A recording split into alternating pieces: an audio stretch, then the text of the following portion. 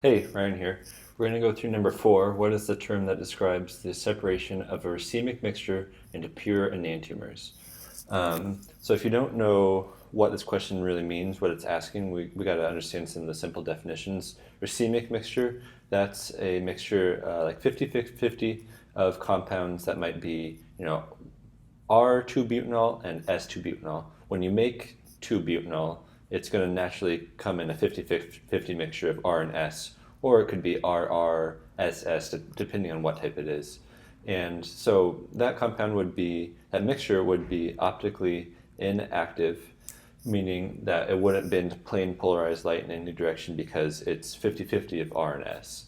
So we can't use that to separate it. What we need to do is a process where we add another optically active compound that creates diastereomers. So I'm going to give you a quick example, and then I'll show you how we're going to get the answer. So 2-butanol will look something like this. This would be our R enantiomer. And if we reacted it with another optically active compound, maybe something like this,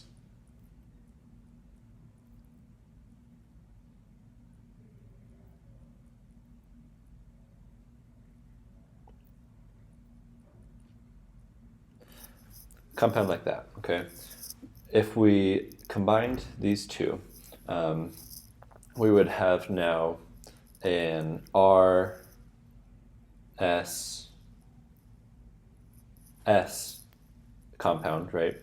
But if this are R2-butanol, if it was S2-butanol, we would have an SSS compound. And those two would be diastereomers, the RSS and the SSS. And diastereomers, we know, have different physical properties such as boiling point. We could use crystallization, chromatography, something like that to separate the diastereomers. And then we would cleave the compounds apart from each other, and we would be able to separate them. So what's that process called? It's not racematization. That's making a racemic mixture. It's not isomerization. There are already stereoisomers, but that's not a real process. Epimerization, I've never heard of that. That's not an answer. And equilibration, that would be like putting it into an equilibrium, the Chatier's principle, the French guy.